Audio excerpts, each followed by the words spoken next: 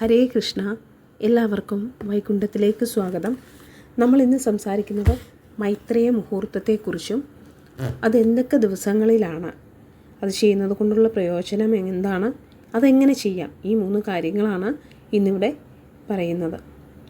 മൈത്രേയ മുഹൂർത്തം എന്ന് പറഞ്ഞാൽ നമ്മൾ ഈ സമയത്ത് നമ്മളുടെ കടം വീട്ടുന്നതിന് വേണ്ടി ഒരു ചെറിയ തുകയെടുത്ത് ഒരു കവറിലിട്ടിട്ട് എന്ത് കടമാണോ, ഇപ്പോൾ ഒരു ബാങ്കിൻ്റെ ആണെങ്കിൽ ബാങ്കിൻ്റെ പേര് പുറത്തെഴുതിയതിന് ശേഷം ബാങ്കിലെ കടം വീട്ടുന്നതിനെന്ന് മനസ്സിൽ തീരുമാനിച്ചു കൊണ്ട് നിങ്ങളൊരു പൈസ എത്രയാണോ, 10 എങ്കിൽ 10, 100 എങ്കിൽ 100, നിങ്ങൾക്ക് എത്ര പറ്റും അത്രയും എടുത്തു മാറ്റി വയ്ക്കുന്നു. ഇത് തുടർച്ചയായി ചെയ്യുമ്പോൾ തീർച്ചയായിട്ടും അതിനൊരു പരിഹാരമാവും. ഈ മാസത്തിലെ മൈത്രേയ മുഹൂർത്തം ഏതൊക്കെ ദിവസമാണ് വരുന്നതെന്ന് നമുക്ക് നോക്കാം. ഈ പ്രാവശ്യം 3 ദിവസങ്ങളിലാണ് മൈത്രേയ മുഹൂർത്തം വരുന്നത്. അപ്പോൾ ഈ 3 ദിവസവും പൈസ എടുത്ത് വെക്കേണ്ട ആവശ്യമില്ല. നിങ്ങൾക്ക് എപ്പോഴൊക്കെ ചെയ്യാൻ സാധിക്കും അപ്പോഴൊക്കെ ചെയ്താൽ മതി. നാളെ മെയ് മാസം 3-ാം തീയതി ഞായറാഴ്ച വൃശ്ചിക ലഗ്നവും അനിഴ നക്ഷത്രത്തിലുമാണ് ആദ്യത്തെ മൈത്രേയ മുഹൂർത്തം വരുന്നത്. മൈത്രേയ മുഹൂർത്തം എന്നുള്ളത് എന്താണെന്ന് എല്ലാവർക്കും അറിയാം. കാര്യം മുമ്പ് നമ്മൾ പറഞ്ഞിട്ടുണ്ട്. കടങ്ങൾ പെട്ടെന്ന് അടച്ചു തീർക്കുന്നതിനുള്ള ഒരു മുഹൂർത്തമാണ്. ഈ ഒരു സമയത്ത് നമുക്ക് എത്ര കടങ്ങളുണ്ടെങ്കിലും ചെറിയൊരു തുക അടയ്ക്കുകയോ അല്ലെങ്കിൽ കടം അടച്ചു തീർക്കാൻ സാധിക്കില്ല എന്നുണ്ടെങ്കിൽ ഒരു പേപ്പർ കവറിൽ ആർക്കാണോ നമ്മൾ പൈസ കൊടുക്കേണ്ടത് അവരുടെ പേര് ആ പേപ്പർ കവറിന് പുറത്ത് എഴുതിയിട്ട് ചെറിയൊരു തുക ഈ ഒരു മൈത്രേയ മുഹൂർത്ത സമയത്ത് വെക്കുകയാണെങ്കിൽ തുടർച്ചയായി നമ്മളിത് ചെയ്യുമ്പോൾ തീർച്ചയായും നമ്മുടെ കടങ്ങൾ അടച്ചു തീർക്കാനുള്ള ഒരു വഴി നമുക്ക് തുറന്ന് കിട്ടും. ഒരുപാട് പേർക്ക് റിസൾട്ട് കിട്ടിയിട്ടുള്ളതാണ്. എനിക്ക് ഒരുപാട് പ്രാവശ്യം ഒരുപാട് കാര്യങ്ങൾ സാധിച്ചിട്ടുള്ളതാണ്.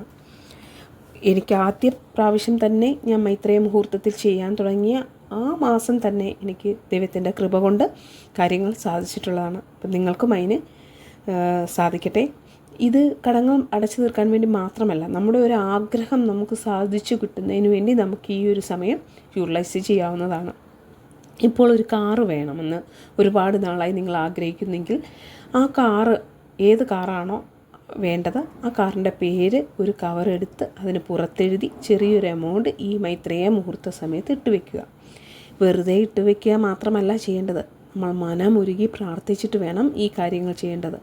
ആദ്യം തന്നെ നമ്മുടെ കുടുംബദേവതയോട് പ്രാർത്ഥിക്കണം. കുലദൈവത്തിൻ്റെ അനുഗ്രഹമാണ് ആദ്യം വേണ്ടത്. അതുകൊണ്ട് ആദ്യം കുടുംബദേവതയോട് പ്രാർത്ഥിക്കുക. ഇപ്പോൾ എല്ലാവർക്കും സംശയം അച്ഛൻ്റെ കുടുംബദേവതയാണോ അമ്മയുടെ കുടുംബദേവതയാണോ ഹസ്ബൻഡിൻ്റെ കുടുംബദേവതയാണോ പ്രാർത്ഥിക്കേണ്ടത് എന്നതാണ്. അങ്ങനത്തെ ഒരു കൺഫ്യൂഷൻ്റെ ആവശ്യമില്ല. സാധാരണയായി നമ്മൾ അമ്മയുടെ ക്ഷേത്രമാണ്, കുടുംബക്ഷേത്രമാണ് നമ്മുടെ കുലദൈവമായി കാണുന്നത്. പക്ഷേ ഞാൻ നിങ്ങളോട് പറയുന്നു, അമ്മയുടെയും അച്ഛൻ്റെയും ഹസ്ബൻഡിൻ്റെയും കുടുംബദേവതയോട് പ്രാർത്ഥിക്കുക. അതിനുശേഷം ഗണപതി ഭഗവാനോടും പ്രാർത്ഥിക്കുക. എന്തുകൊണ്ടാണ് ഞാൻ ഈ 3 പേരുടെയും കുടുംബദേവതയോട് പ്രാർത്ഥിക്കണം എന്ന് പറഞ്ഞതെന്ന് വെച്ചാൽ, നമ്മളുടെ വീട്ടിലായിരിക്കുമ്പോൾ കൂടുതലും നമ്മൾ കുലദൈവമായി കാണുന്നത് അമ്മയുടെ കുടുംബക്ഷേത്രമാണ്.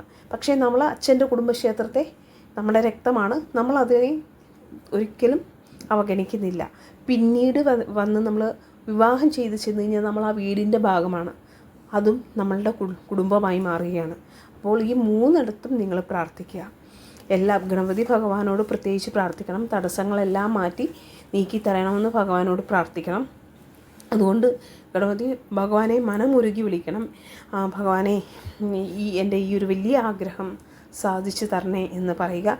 അടുത്തതായി സുബ്രഹ്മണ്യ സ്വാമിയോട് വേണം പ്രാർത്ഥിക്കേണ്ടത്. കാരണം കടങ്ങൾ ചൊവ്വാഗ്രഹവുമായി വളരെയധികം ബന്ധമുണ്ട്. അപ്പോൾ ചൊവ്വാഗ്രഹത്തിൻ്റെ അതിദേവനാണ് സുബ്രഹ്മണ്യ സ്വാമി.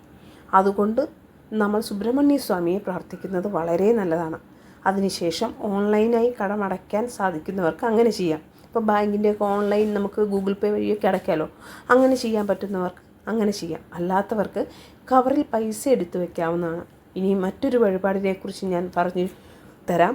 ഒരുപാട് കടങ്ങൾ കൊണ്ട് കഷ്ടപ്പെട്ട് നട്ടം തിരിയുന്നവരാണെങ്കിൽ മൈത്രേയ മുഹൂർത്ത സമയത്ത് ഗണപതി ക്ഷേത്രത്തിൽ പോയി 6 നെയ്വിളക്ക് കൊളുത്തി പ്രാർത്ഥിച്ചതിന് ശേഷം കവറിൽ പണം എടുത്തു വയ്ക്കാം.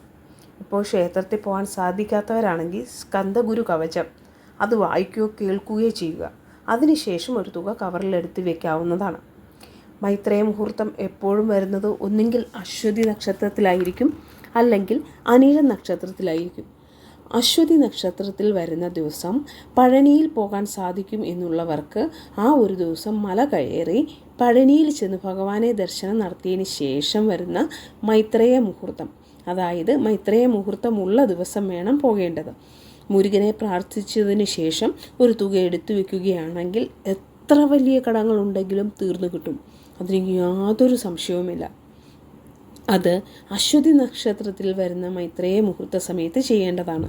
മറ്റൊന്ന്, അനിഴ നക്ഷത്രത്തിൽ വരുന്ന മൈത്രേയ മുഹൂർത്ത സമയത്ത് ഉഗ്രദേവന്മാർ എന്ന് പറയുമ്പോൾ നരസിംഹസ്വാമി, അതുപോലെ വരാഹി ദേവി, അങ്ങനെയുള്ള ഉഗ്രദേവതമാർക്ക് പാനകം ക്ഷേത്രത്തിൽ സമർപ്പിച്ച് അവിടെ തേൻ അഭിഷേകമോ അല്ലെങ്കിൽ കരിമ്പിൻ ജ്യൂസ് കൊണ്ടുള്ള അഭിഷേകമോ നടത്തി പാനക വഴിപാട് കൂടി സമർപ്പിക്കുകയാണെങ്കിൽ അതിനുശേഷം നമ്മളൊരു തുക എടുത്തു വെക്കുമ്പോൾ വളരെ പെട്ടെന്ന് തന്നെ കടം അടച്ചു തീർക്കാൻ സാധിക്കും.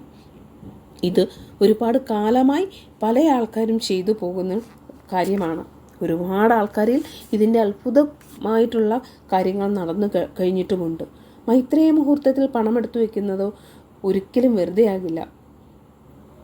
ഇതിൽ നിങ്ങൾ ഒരിക്കലും മടി കാണിക്കേണ്ട കാര്യവുമില്ല. പീരീഡ്സ് ആണെങ്കിലും നിങ്ങൾക്കിത് ചെയ്യാവുന്നതാണ്. അപ്പോൾ നാളെ അനിഴ നക്ഷത്രത്തിലാണ് വരുന്നത്. നാളെ രാവിലെ 7:09 മുതൽ 9:20 വരെയുള്ള സമയമാണ് മൈത്രേയ മുഹൂർത്ത സമയം. രാവിലെ തന്നെ ക്ഷേത്രത്തിൽ പോകാൻ സാധിക്കുന്നവർക്ക് രാവിലെ പോയി അഭിഷേകത്തിനൊക്കെ കൊടുത്ത് പാനക വഴിപാട് നടത്തിയതിന് ശേഷം ഈ ഒരു സമയത്ത് ഓൺലൈനായിട്ട് ചെയ്യുകയോ അല്ലെങ്കിൽ കവറിൽ ഒരു തുക എടുത്തു വെക്കുകയോ ചെയ്യാം. ഇനി രണ്ടാമത്തെ മൈത്രേയ മുഹൂർത്തം വരുന്നത് മെയ് 15-ാം തീയതിയാണ്. ആദ്യത്തേത് നാളെ 7:09 മുതൽ 9:20 വരെ. രണ്ടാമത്തേത് മെയ് 15-ാം തീയതി അതികാലെ 4 മണി മുതൽ 5:47 വരെയാണ്. വെള്ളിയാഴ്ചയാണ് വരുന്നത്. അത് അശ്വതി നക്ഷത്രത്തിലാണ് വരുന്നത്. അശ്വതി നക്ഷത്രത്തിൽ വരുമ്പോൾ പഴനി പോകുന്ന കാര്യം പറഞ്ഞില്ലേ, അത് അശ്വതി നക്ഷത്രത്തിൽ വരുമ്പോഴാണ്. മല കയറി മുരുകനെ ദർശനം നടത്തി ഒരു തുക എടുത്തു വയ്ക്കുമ്പോൾ പെട്ടെന്ന് തന്നെ കടമടച്ചു തീർക്കാൻ സാധിക്കും. ഇത് സാധിക്കുന്നവർക്ക് മാത്രം ചെയ്യാം. അല്ലാത്തവർക്ക് ആദ്യം പറഞ്ഞ വഴിപാട് ചെയ്യാം. 6 നെയ്വിളക്ക് ഗണപതി ഭഗവാന് ക്ഷേത്രത്തിൽ സമർപ്പിച്ചാൽ മാത്രം മതിയാവും. അല്ലെങ്കിൽ എന്നിട്ട് അതുകൂടാതെ കന്ദഗുരു കവചം കേട്ടിട്ട് പൈസ എടുത്തു വെക്കാവുന്നതാണ്. എല്ലാവർക്കും എല്ലാ കാര്യങ്ങളും ചെയ്യാൻ സാധിക്കില്ല. ഗണപതി അമ്പലത്തിൽ പോകാൻ പറ്റാത്തവർക്ക് കന്ദഗുരു കവചം കേട്ടിട്ട് പൈസ എടുത്തു വെക്കാവുന്നതാണ്. അപ്പോൾ എല്ലാവർക്കും എല്ലാ കാര്യങ്ങളും ചെയ്യാൻ സാധിക്കില്ല. നമുക്ക് ചെയ്യാൻ എന്താണോ സാധിക്കുന്നത് അത് മാത്രം ചെയ്യുക. മൂന്നാമത്തെ മൈത്രേയ മുഹൂർത്തം വരുന്നത് മെയ് 30-ാം തീയതിയാണ്. മെയ് 30-ാം തീയതി ശനിയാഴ്ചയാണ് വരുന്നത്. വൈകുന്നേരമാണ് വരുന്നത്. അത് 5:23 മുതൽ 7:34 വരെയുള്ള സമയമാണ്. അനിഴ നക്ഷത്രമാണ്. 1-ാം പാദത്തിലാണ് വരുന്നത്. മെയ് 3 മൈത്രേയ മുഹൂർത്തമുണ്ട്. ഇതിൽ ഏതൊക്കെ സമയത്ത് ചെറിയൊരു തുക എടുത്ത് വെക്കാൻ സാധിക്കുമോ ആ സമയത്തൊക്കെ തന്നെ വെക്കാവുന്നതാണ്.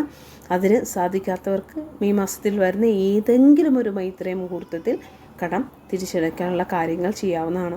നമ്മളിങ്ങനെ കവറിൽ എടുത്തു വെക്കുന്ന അതെങ്കിൽ നമ്മുടെ കടം അടച്ചു തീർത്തതിന് ശേഷം ഒന്നെങ്കിൽ നമ്മൾ പണയം വെച്ചു, അല്ല പണയം എടുത്തു, പക്ഷെ നമ്മുടെ കയ്യിൽ ഈ പൈസ ഇരിക്കുക, അത് നമ്മൾ എന്ത് ചെയ്യണം? അതൊന്നെങ്കിൽ അന്നദാനത്തിന് കൊടുക്കാം, അമ്പലത്തിൽ എണ്ണ വാങ്ങിച്ചു കൊടുക്കാം, അങ്ങനെയുള്ള കാര്യങ്ങളൊക്കെ, പുഷ്പങ്ങൾ വാങ്ങിച്ചു കൊടുക്കാം. ഒരിക്കലും നമ്മളുടെ പേരിലൊരു വഴിപാട് നടത്തുന്നതിനായി അത് ഉപയോഗിക്കരുത്. കാരണം അത് നമ്മൾ ദാനങ്ങൾ ചെയ്യാനും അങ്ങനെയുള്ള ആർക്കെങ്കിലും ഭക്ഷണം വാങ്ങിച്ച് കൊടുക്കുന്നതിന് ഉപയോഗിക്കാം. പിന്നെ ഇനി ഈ മെയ് 15-നും 23-നും ഞാൻ ചെറിയ ഷോർട്ട് വീഡിയോ ആയിട്ടെങ്കിലും ഇട്ട് നിങ്ങളെ ഓർമ്മപ്പെടുത്താം. പിന്നെ നമുക്ക് സ്വിച്ച് വേർഡുകളെക്കുറിച്ചൊക്കെ സംസാരിക്കാനുണ്ട്. അത് അടുത്തൊരു വീഡിയോ ആയിട്ട് ചെയ്യാം. ഒരുപാട് ലെങ്തായി കഴിഞ്ഞാൽ നിങ്ങൾക്കും അതൊരു ബുദ്ധിമുട്ടാവും. അപ്പോൾ എല്ലാവരും മറക്കാതെ നാളെ മൈത്രേയ മുഹൂർത്തം പ്രയോജനപ്പെടുത്തണം. ഭഗവാന്റെ അനുഗ്രഹം എല്ലാവർക്കും ഉണ്ടാകട്ടെ. കൃഷ്ണ ഗുരുവായൂരപ്പ, ഹരേ കൃഷ്ണ. ഭഗവാനെ എല്ലാവരെയും അധികമായി നീ അനുഗ്രഹിക്കണേ. നിൻ്റെ അനുഗ്രഹത്താൽ നിറയ്ക്കണമേ. എൻ്റെ ഈ സത്സംഗത്തിലുള്ള ഓരോരുത്തരെയും എൻ്റെ ഭഗവാന്റെ പാദത്തിൽ സമർപ്പിക്കുന്നു. കൃഷ്ണ ഗുരുവായൂരപ്പ ശരണം.